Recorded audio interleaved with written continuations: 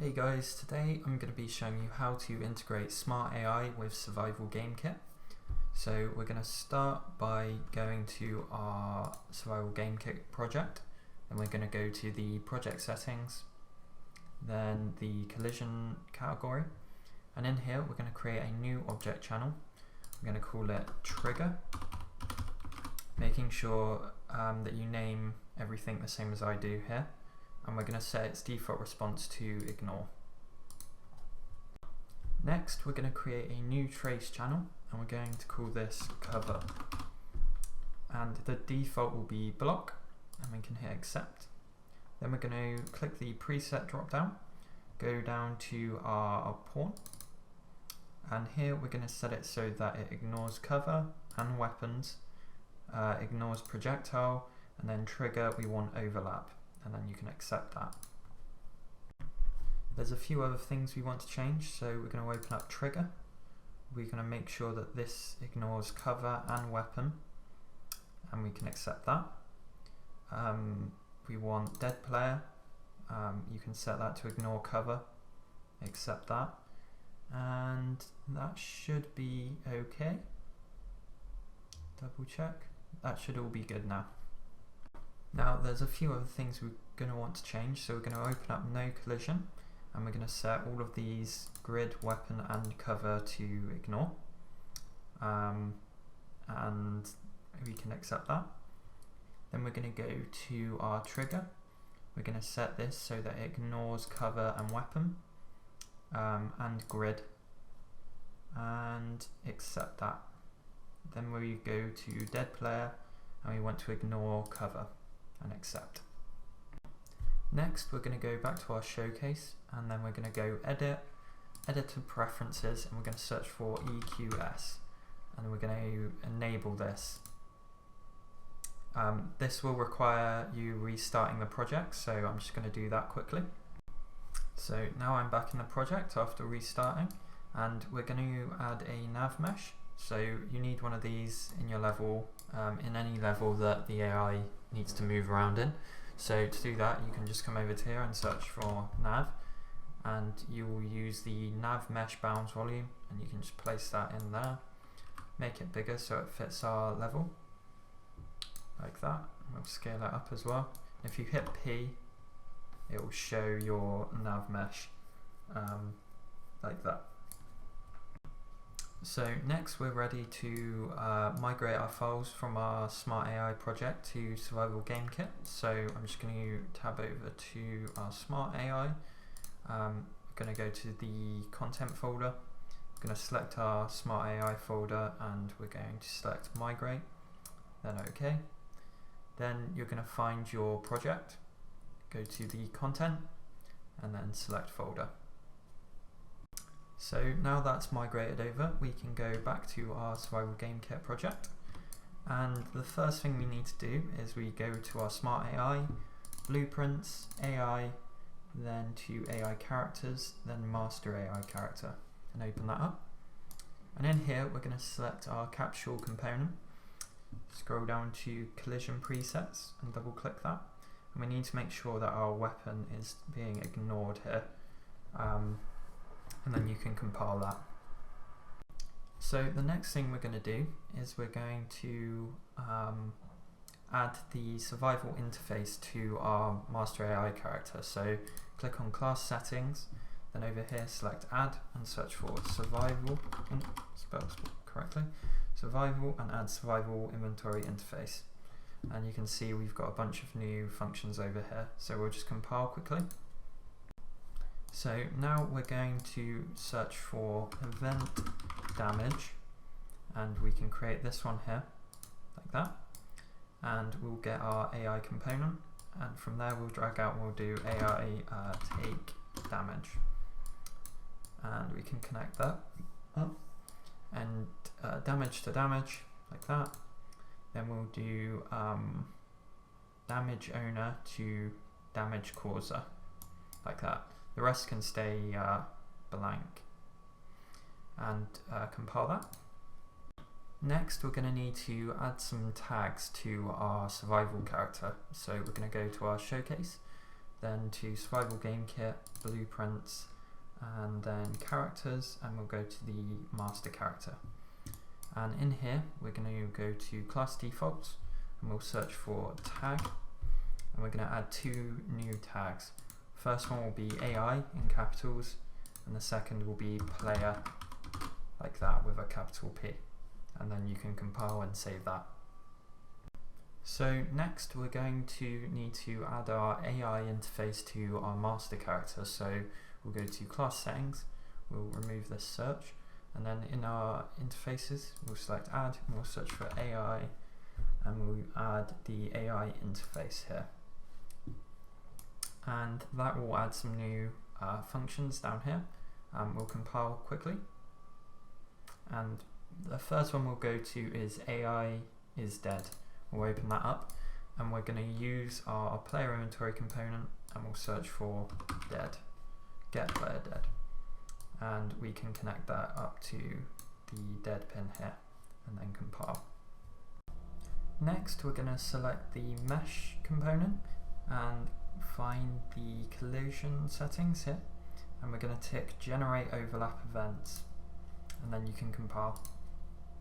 Next we need to create a new variable in our holdable blueprint, so we can add an attack target for our survival character. So we're going to go to our showcase, and then we're going to find in Survival Game Kit, Blueprints, going to find our holdables folder, then go to Master Holdable. And in here we're going to create a new custom event. We're going to call it server set attack target, and we'll change that to run on server and tick reliable, and we'll add an input, and it will be actor, and we'll name that attack target. Then we're going to create a new variable called attack target and change that to actor, and that will be an actor object reference, and we'll set it here like that, and then we can compile. Next we're going to go to the showcase again, and then we're going to go to our master range weapon, and in here we're going to go to our weapon trace function, and we can run it from here. So we'll drag out from here, and we'll do server set attack target, and we can drag off from our hit actor to the attack target pin, and then we can copy this and paste it down here as well, and connect it up like before, connect attack target to our hit actor, and then we can compile. Once that's compiled, we can go back to our showcase again, and we're going to go to the master melee weapon, and the same sort of thing here, but we're going to do it down here. So we can actually just paste that node in here, connect it up to our hit actor like that, and we can compile and save this now. So now there's a few more things that we need to double check to make sure that our collision's all okay. So we're going to select our damage zone here, and we're going to clear the search, and we're going to go edit, open blueprint editor. That will bring this up. We can select our damage zone, and we can double check that our collision's set correctly. So we need to ignore cover, and the rest all looks okay. So we can compile that one, and we'll go to our no building zone, do the same thing, edit blueprint, open blueprint editor, select our building block zone, collision, make sure we're not blocking the cover, and make sure that we don't block projectile either, so we can set that to ignore, and we can compile that one. And then our safe zone, we'll do the same, open the blueprint editor, select safe zone, scroll down to our collision presets, ignore cover, and the rest all looks okay, so we'll leave that. Compile. Then we're going to go to our drink zone, and we can select our drink zone actor, which is harder to select. So like that. And then we can go to Open Blueprint Editor, select our drink zone and collision, and ignore cover, like that, and compile and save those. Next we're going to go to our showcase, then we're going to go blueprints, we're going to find our, might be easy to see here, grids, which is somewhere, building grids, there we go, master grid, and in the create selection grid we're going to select the add box collision, go down to collision presets, and we're going to make sure cover is ignore, and double check all of these settings which seem fine, so we can compile and save that now as well.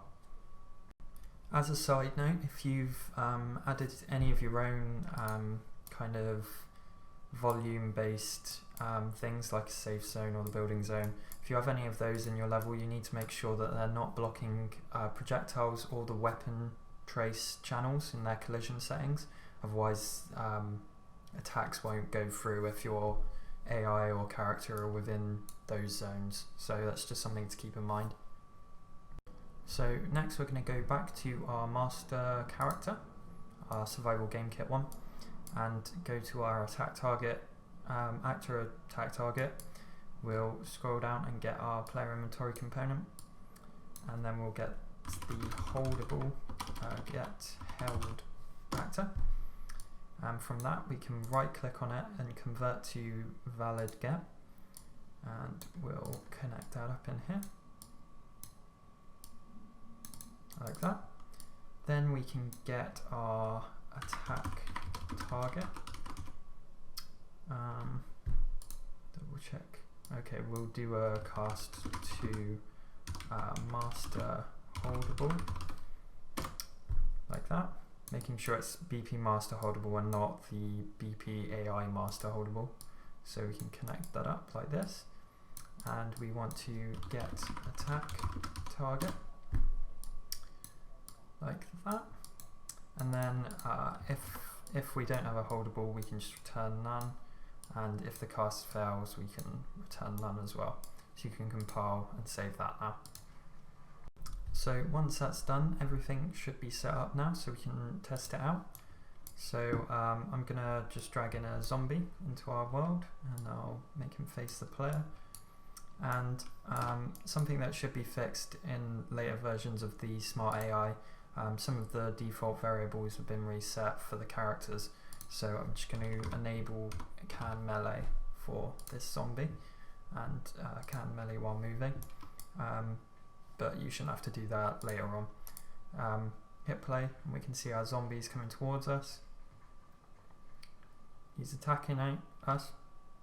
You can see how he's killed me. And now he's detected that the player's dead, and he'll go back to whatever he was doing before.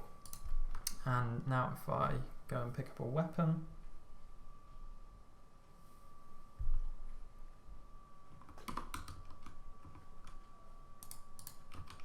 just reload quickly and I can shoot him. He'll die as well. So that's the basis of getting everything set up. Next I'm going to show you how to add an inventory to an AI. So for example, when you kill a zombie you can loot its body, and you'll be able to bring up a storage component and take whatever they have off of them. So if you want that feature, you don't have to follow this part. If you don't want your AI to have inventories, then you don't need to follow this next part, but I'll show you quickly how to do that.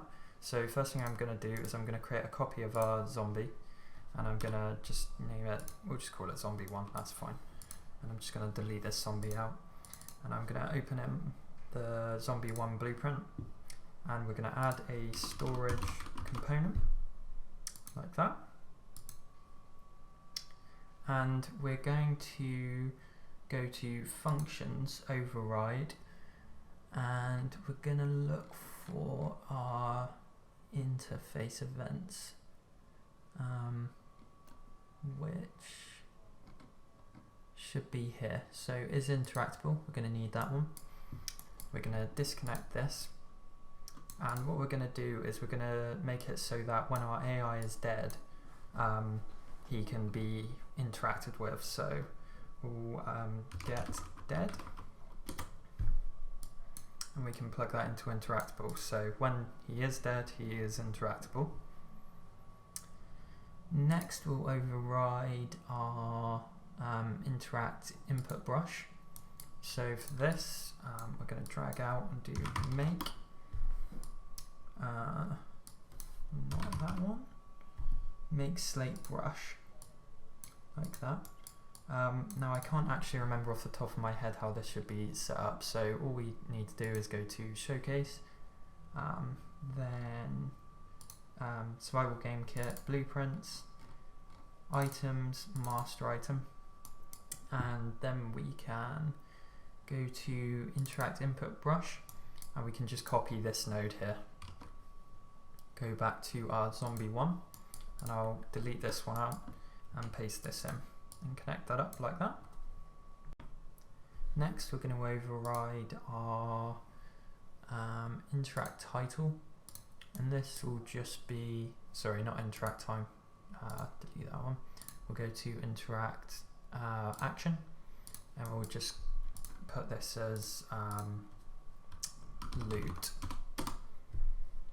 Then we'll go to interact name, and I'm just going to set mine to zombie, like that. And that should be everything, so we can compile that.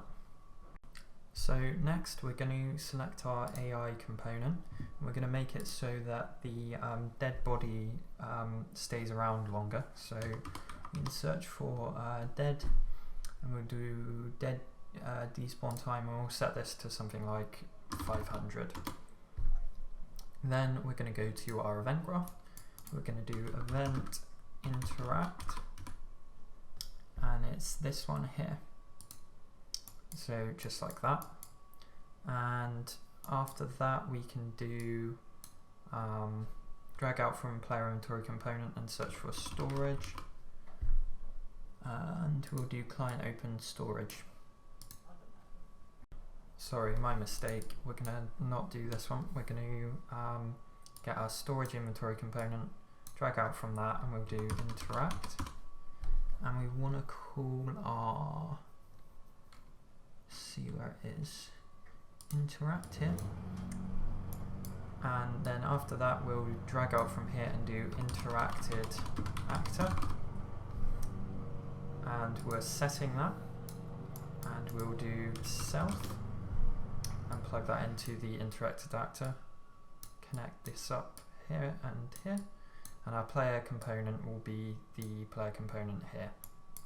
And you can compile that.